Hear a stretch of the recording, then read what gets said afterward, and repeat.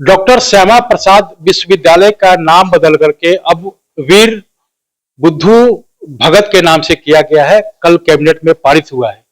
हमारे साथ जुड़ रहे हैं झारखंड के पूर्व मंत्री हैं सीपी सिंह जी हैं। इसे जानते हैं कि जो हेमंत सरकार है इनके द्वारा जो डिसीजन लिया गया कैसे देखते हैं आप? करने का प्रस्ताव कैबिनेट से पास हुआ है। देखिए, डॉक्टर श्यामा प्रसाद मुखर्जी झारखंडी तो नहीं थे, लेकिन भारतवासी जरूर थे। देश के उद्योग मंत्री रह चुके हैं और फिर यही शख्स है जो कश्मीर में दो निशान, दो प्रधान, जहां परमिट लेके जाना पड़ता था, तो इसके कारण सत्याग्रह किया, पकड़े गए और कश्मीर के जेल में रहे और इनका एक तरह से कहिए तो इनको मार दिया गया। दूसरी तरफ वीर बुद्धू भगत, ये भी हमारे क्रांतिकारी है, इस झारखंड की माटी के लाल है। वैसे स्थिति में बीच का रास्ता निकालना चाहिए था और वीर बुद्धू भगत के नाम से कोई और बड़ा इंस्टीट्यूट उनके नाम पर रखना चाहिए। तो दोनों का अपना अलग अलग महत्व है। राष्ट्रीय परिप्रेक्ष्य में डॉक्टर श्यामा प्रसाद मुखर्जी का महत्व और झारखंडी परिप्रेक्ष्य में देखिएगा तो वीर बुद्धू भगत का है, क्योंकि उनके आगे वीर लगा हुआ है, तो निश्चित रूप से ये एक वीर क्रांतिकारी थे। तो मैं कहूँगा सरकार है, देखिए सरकार का मंशा पर तो सवाल उठता ही है कि जानबूझकर ये सब किया गया है। मैं ये कहूँगा कि नाम बदलने के पहले विचार करना चाहिए था। नहीं, सर्वदलीय नहीं भी करते तो इतनी तो सोच ब्राउड रखना ही पड़ेगा कि भाई वो कोई बाहरी व्यक्ति तो नहीं थे डॉक्टर श्यामा प्रसाद मुखर्जी। तो उनके नाम को हटाने से आपको क्या फायदा मिलेगा? मैं तो कह रहा हूँ कि भाई वीर बुद्धू भगत के नाम पर भी होना चाहिए, आज तक नहीं हुआ, ये भी कहीं ना कहीं गलत है। लेकिन किसी का नाम हटाकर यदि रखते हैं तो गलत बात है। इनके नाम से बकायदा वीर बुद्धू भगत के नाम से बकायदा बड़ा बड़ा योजना हो या कोई इंस्टीट्यूशन हो, इनके नाम से रखना चाहिए। मैं इसका समर्थन करता हूँ। लेकिन किसी का नाम हटा के कर, अरे भाई कोई ये औरंगजेब और कोई बाबर मुगल वाले नहीं थे ना, ये तो इसी देश के नागरिक थे और आज उससे फायदा तो सबका हुआ। भाई यदि हम भारतवासी हैं और हमें अपने ही देश के अंदर कश्मीर जाने के लिए परमिट लेना पड़े, कितना दुख की बात है। वहां दो दो झंडा होगा, कैसे होगा भाई? दो दो प्रधानमंत्री होंगे, कैसे हो? वहां वजीर आजम कैसे होगा भाई? देश का प्रधानमंत्री तो एक ही होगा ना, वहां देश का प्रधानमंत्री भी दो होगा। इसी के लिए सत्याग्रह किया, आज हट गया। ये तो सबके लिए फायदेमंद है ना, सभी भारतवासी के लिए गर्व का विषय है। केंद्र सरकार के द्वारा पाकिस्तान पे अटैक किया गया, कराची, लाहौर तक गए, इस्लामाबाद तक जो लगातार हमले हो रहे हैं, तो क्या आपको लगता है कि जो पूर्व में जो कांग्रेस के द्वारा जो कारगुजारी हुआ है, पाकिस्तान अलग हुआ, बांग्लादेश भी अलग हुआ, तो क्या एक मैसेज क्या देना चाहेंगे कि क्या फिर से उन देशों को मिला लिया जाए या आतंकवाद को खत्म करना है? देखिए, जब देश की आजादी की बात हुई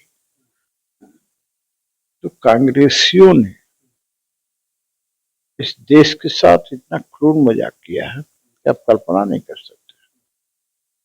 इन्हीं कांग्रेसियों के कारण भारत का बंटवारा हुआ और एक पाकिस्तान नामक आतंकिस्तान जन्म ले लिया। ठीक है, बांग्लादेश से 1971 युद्ध के बाद अलग हुआ। ये टू नेशन थ्योरी के आधार पर बंटवारा हो गया, धर्म के आधार पर बंटवारा हो गया। हिंदुस्तान में भी रह गए, एक देश भी ले लिया, यहाँ भी रह गए। अब उसका नतीजा क्या भुगतना पड़ा? एक तो कांग्रेसी बिल्कुल हिंदू विरोधी मानसिकता के लोग हैं, सोनिया गांधी से लेकर जिसकी भी बात कीजिए, ये सारे के सारे इनके कारगुजारियों से लगता है एक पाकिस्तान परस्ती दिखाते हैं, और ऐसा लगता है कि पाकिस्तान के पेरोल पर ये लोग जीते मरते हैं। भाई देश के अंदर इतने गद्दार हैं कि पाकिस्तान में आतंकवादी कम ही होंगे, लेकिन उससे ज्यादा गद्दार इसी देश के अंदर है। तो भाई मोदी जी पूरे देश के प्रधानमंत्री हैं, और ये बर्दाश्त नहीं किया जाएगा कि हमारे यहाँ आतंकवादी भेजकर हमारे सिविलियन को मारो, धर्म पूछकर मारो।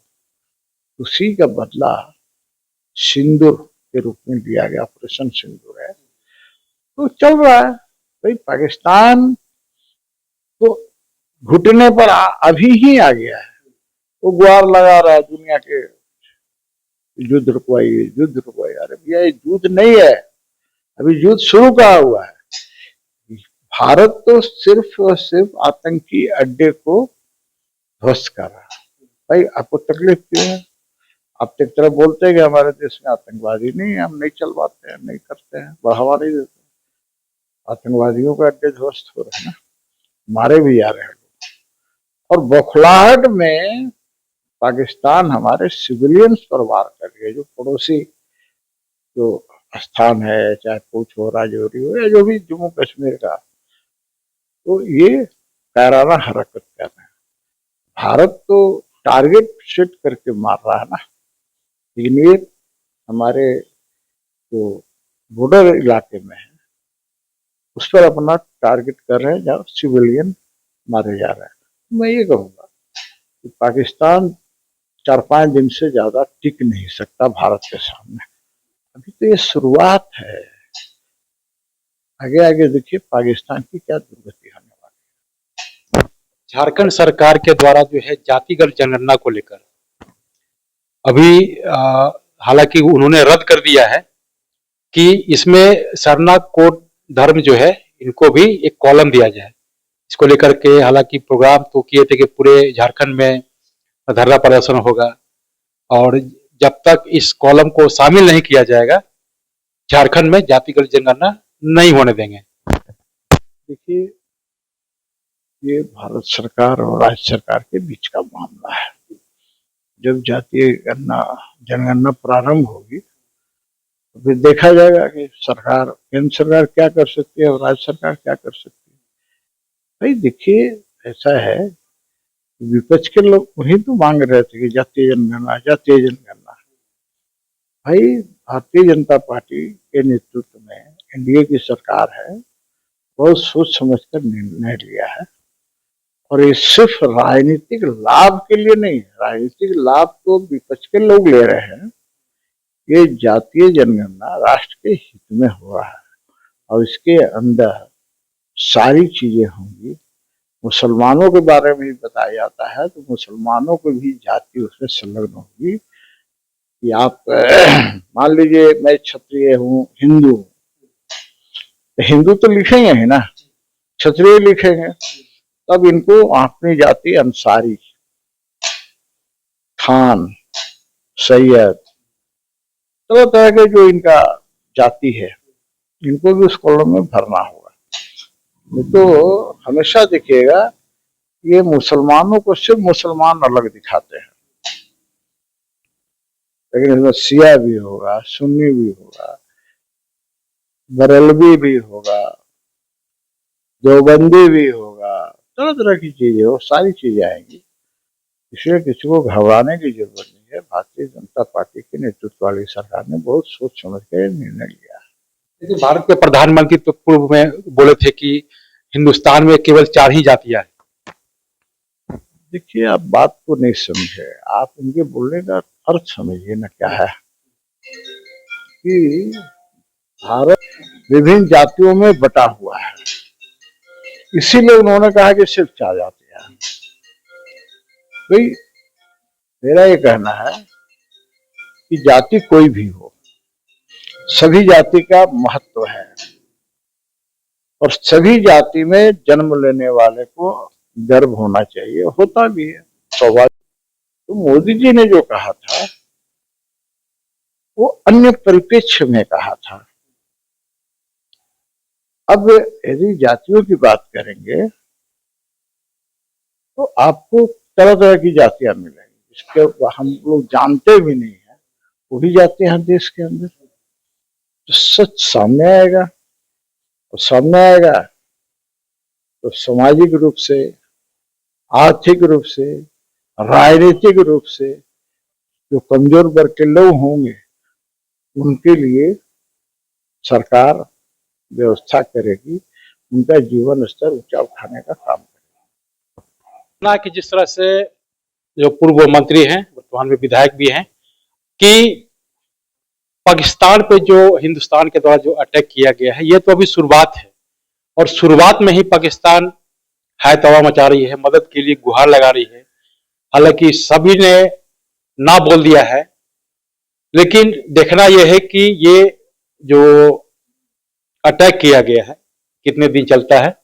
इसके अलावा इन्होंने जो डॉक्टर श्यामा प्रसाद जो मुखर्जी हैं, इनके नाम को लेकर के जो विश्वविद्यालय में चेंज किया गया है, इनका कहना है कि अगर किसी वीर को सम्मान ही देना है तो उनके नाम से भी यूनिवर्सिटी हो या कोचिंग संस्थान जो है, कोचिंग वगैरह होते हैं, वो होना चाहिए।